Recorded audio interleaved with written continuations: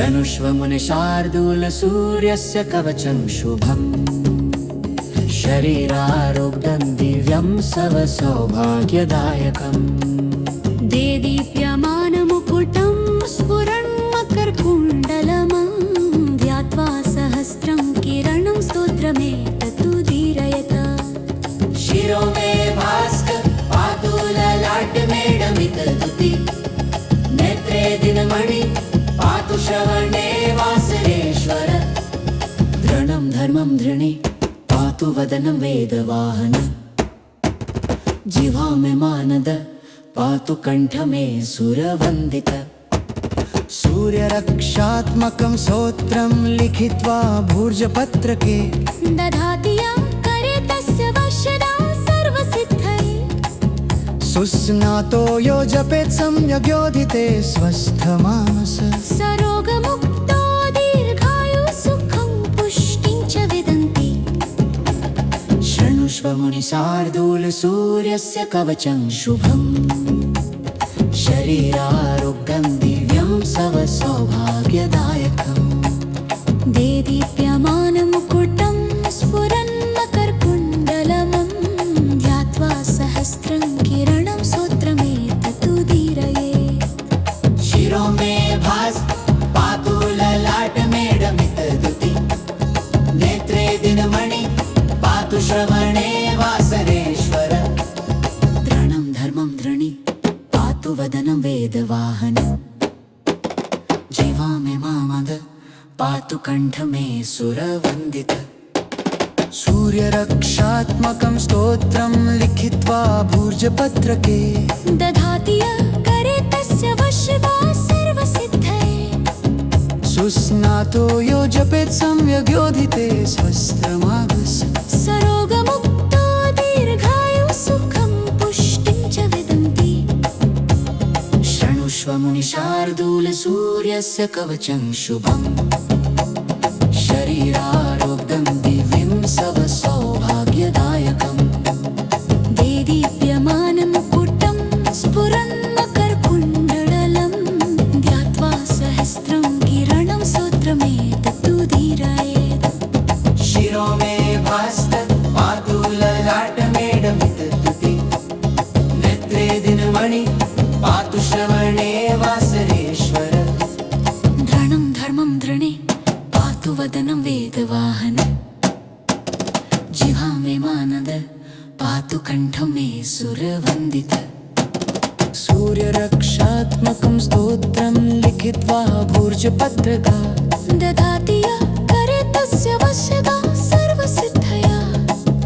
सुस्नातो यो जपेत् सम्यग्योधिते स्वस्थमानस सरोगमुक्तो दीर्घायु सुखं पुष्टिं च विदन्ति शृणुष्व मुनिशार्दूलसूर्यस्य कवचं शुभम् शरीरारोग्यं दिव्यं सवसौभाग्यदायकम् देदीप्यमानमुकुटं स्फुरन्मकरकुण्डलम् ध्यात्वा सहस्रं किरणं स्तोत्रमेतदुदीरयेत् शिरो मे भास्कर पातु ललाटमेडमितदुति नेत्रे दिनमणि पातु श्रवणे वासरेश्वर धृणं धर्मं धृणि पातु वदनं वेदवाहन जिह्वा मे मानद पातु कंठ मे सुरवंदित सूर्यरक्षात्मकं स्तोत्रं लिखित्वा भूर्जपत्रके दधाति यं करे तस्य वशदा सर्वसिद्धया सुस्नातो यो जपेत् सम्यग्योधिते स्वस्थोऽसि सरोगमुक्तो दीर्घायु सुखं पुष्टिं च विदन्ति शृणुष्व मुनिशार्दूलसूर्यस्य कवचं शुभम् शरीरारोग्यं दिव्यं सवसौभाग्यदायकम् देदीप्यमानमुकुटं स्फुरन्मकरकुण्डलम् ध्यात्वा सहस्रं किरणं स्तोत्रमेतदुदीरयेत् शिरो मे भास्कर पातु ललाटमेडमितदुति नेत्रे दिनमणि पातु श्रवणे वासरेश्वर धृणं धर्मं धृणे पातु वदनं वेदवाहन जिह्वा मे मानद पातु कंठ मे सुरवन्दित सूर्यरक्षात्मकं स्तोत्रं लिखित्वा भूर्जपत्रके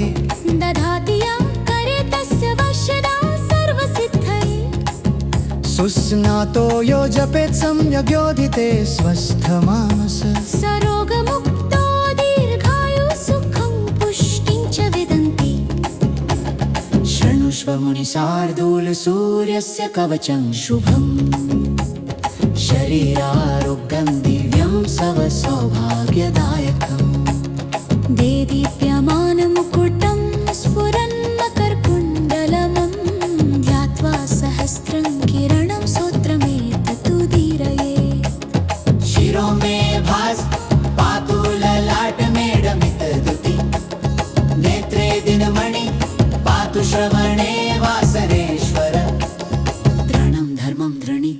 पातु वदनं वेदवाहन जिह्वा मे मामद पातु कंठ मे सुरवन्दित सूर्यरक्षात्मकं स्तोत्रं लिखित्वा भूर्जपत्रके दधाति यं करे तस्य वशदा सर्वसिद्धये सुस्नातो यो जपेत् सम्यग्योधिते स्वस्थमागस सरोगमुक्तो दीर्घायुः सुखं पुष्टिं च विदन्ति शृणुष्व मुनिशार्दूल सूर्यस्य कवचं शुभम् शरीरारोग्यं दिव्यं सव सौभाग्यदायकम्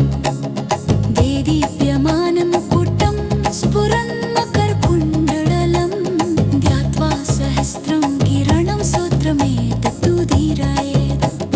शिरो मे भास्त पातु ललाटमेडमितदुति नेत्रे दिनमणि पातु श्रवणे वासरेश्वर धृणं धर्मं धृणे पातु वदनं वेदवाहन जिह्वा मे मानद पातु कंठ मे सुरवन्दित सूर्यरक्षात्मकं स्तोत्रं लिखित्वा भूर्जपत्रका दधाति यं करे तस्य वशदा सर्वसिद्धया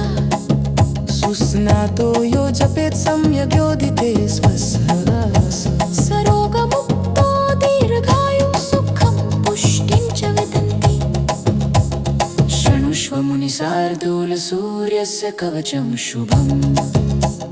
शरीरारोग्यं दिव्यं सव सौभाग्यदायकम् देदीप्यमानमुकुटं स्फुरन्मकरकुण्डलमं ध्यात्वा सहस्रं किरणं स्तोत्रमेतदुदीरयेत् शिरो मे भास्कर पातु ललाटमेडमितदुति नेत्रे दिनमणि पातु श्रवणे वासरेश्वर द्रणं धर्मं धृणि पातु वदनं वेदवाहन जिह्वा मे मानद पातु कंठ मे सुरवन्दित सूर्यरक्षात्मकं स्तोत्रं लिखित्वा भूर्जपत्रके दधाति यं करे तस्य वशदा सर्वसिद्धया सुस्नातो यो जपेत् सम्यग्योधिते स्वस्थोऽसि सरोगमुक्तो दीर्घायुः सुखं पुष्टिं च विदन्ति शृणुष्व मुनिशार्दूल सूर्यस्य कवचं शुभम् शरीरारोग्यं दिव्यं सव सौभाग्यदायकम् देदीप्यमानमुकुटं स्फुरन्मकरकुण्डलमं ध्यात्वा सहस्रं किरणं स्तोत्रमेतदुदीरयेत् शिरो मे भास्क पातु ललाटमेडमितदुति नेत्रे दिनमणि पातु श्रवणे वासरेश्वर धृणं धर्मं धृणे पातु वदनं वेदवाहन जिह्वा मे मानद पातु कंठ मे सुरवन्दित सूर्यरक्षात्मकं स्तोत्रं लिखित्वा भूर्जपत्रके दधाति यं करे तस्य वशदा सर्वसिद्धये सुस्नातो यो जपेत् सम्यग्योधिते स्वस्थमानस सरोगमुक्तो दीर्घायुः सुखं पुष्टिं च विदन्ति शृणुष्व मुनिशार्दूल सूर्यस्य कवचं शुभम् शरीरारोग्यं शरीरारोग्यं दिव्यं सवसौभाग्यदायकम् देदीप्यमानमुकुटं स्फुरन्मकरकुण्डलमं ध्यात्वा सहस्रं किरणं स्तोत्रमेतदुदीरये शिरो मे भास पातु ललाटमेडमितदुति नेत्रे दिनमणि पातु श्रवणे वासरेश्वर द्रणं धर्मं धृणि पातु वदनं वेदवाहन जीवा मे मामद पातु कंठ मे सुरवन्दित सूर्यरक्षात्मकं स्तोत्रं लिखित्वा भूर्जपत्रके दधाति य करे तस्य वशवा सर्वसिद्धये सुस्नातो यो जपेत् सम्यग्योधिते स्वस्थमागस सरोगमुक्तो दीर्घायुः सुखं पुष्टिं च विदन्ति शृणुष्व मुनिशार्दूलसूर्यस्य कवचं शुभम् शरीरारोग्यं दिव्यं सवसौभाग्यदायकम् देदीप्यमानमुकुटं स्फुरन्मकरकुण्डलं ध्यात्वा सहस्रं किरणं स्तोत्रमेतदुदीरयेत् शिरो मे भास्त पातु ललाटमेडमितदुति नेत्रे दिनमणि पातु श्रवणे वासरेश्वर धृणं धर्मं धृणे पातु वदनं वेदवाहन जिह्वा मे मानद पातु कंठ मे सुरवन्दित सूर्यरक्षात्मकं स्तोत्रं लिखित्वा भूर्जपत्रका दधाति य करे तस्य वशगा सर्वसिद्धया सुस्नातो यो जपेत् सम्यग्योधिते स्वस्थमागस सरोगमुक्तो दीर्घायुः सुखं पुष्टिं च विदन्ति शृणुष्व मुनिशार्दूलसूर्यस्य कवचं शुभम् शरीरारोग्यं दिव्यं सवसौभाग्यदायकम् देदीप्यमानमुकुटं स्फुरन्मकरकुण्डलमं ध्यात्वा सहस्रं किरणं स्तोत्रमेतदुदीरयेत् शिरो मे भास्कर पातु ललाटमेडमितदुति नेत्रे दिनमणि पातु श्रवणे वासरेश्वर द्रणं धर्मं धृणि पातु वदनं वेदवाहन जिह्वा मे मानद पातु कंठ मे सुरवन्दित सूर्यरक्षात्मकं स्तोत्रं लिखित्वा भूर्जपत्रके दधाति य करे तस्य वशवा सर्वसिद्धया सुस्नातो यो जपेत् सम्यग्योधिते स्वस्थोऽसि सरोगमुक्तो दीर्घायुः सुखं पुष्टिं च विदन्ति शृणुष्व मुनिशार्दूलसूर्यस्य कवचं शुभम् शरीरारोग्यं दिव्यं सवसौभाग्यदायकम् देदीप्यमानमुकुटं स्फुरन्मकरकुण्डलमं ध्यात्वा सहस्रं किरणं स्तोत्रमेतदुदीरयेत् शिरो मे भास्क पातु ललाटमेडमितदुति नेत्रे दिनमणि पातु श्रवणे वासरेश्वर द्रणं धर्मं धृणि पातु वदनं वेदवाहन जिह्वा मे मानद पातु कंठ मे सुरवन्दित सूर्यरक्षात्मकं स्तोत्रं लिखित्वा भूर्जपत्रके दधाति य करे तस्य वशदा सर्वसिद्धये सुस्नातो यो जपेत् सम्यग्योधिते स्वस्थमानस सरोगमुक्तो दीर्घायुः सुखं पुष्टिं च विदन्ति शृणुष्व मुनिशार्दूलसूर्यस्य कवचं शुभम्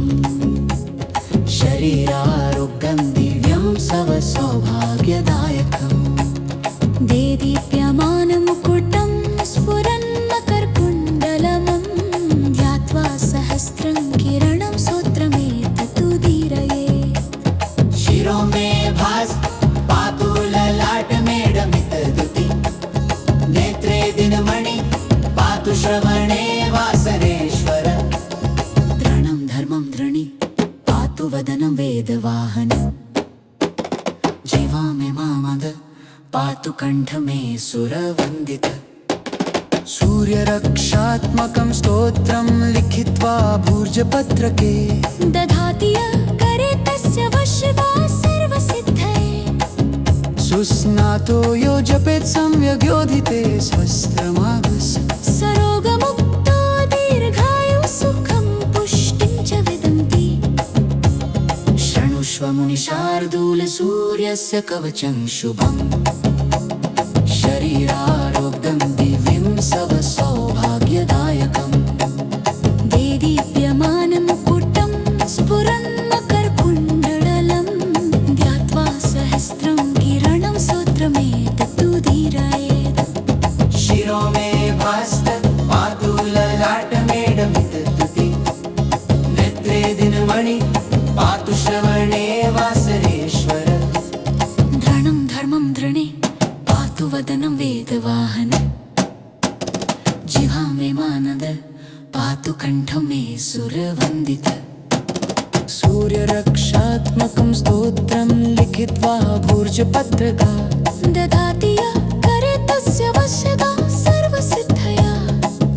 सुस्नातो यो जपेत् सम्यग्योधिते स्वस्त्रमागस सरोगमुक्तो दीर्घायुः सुखं पुष्टिं च विदन्ति शृणुष्व मुनिशार्दूलसूर्यस्य कवचं शुभम् शरीरारोग्यं दिव्यं सौभाग्यदायकम् देदीप्यमानमुकुटं स्फुरन्मकरकुण्डलं ध्यात्वा सहस्रं किरणं स्तोत्रमेतदुदीरयेत् शिरो मे भास्कर पातु ललाटमेडमितद्युति नेत्रे दिनमणि पातु श्रवणे वासरेश्वर ध्रणं धर्मं धृणि पातु वदनं वेदवाहन जिह्वा मे मानद पातु कण्ठं मे सुरवन्दित सूर्यरक्षात्मकं स्तोत्रं लिखित्वा भूर्जपत्रके दधाति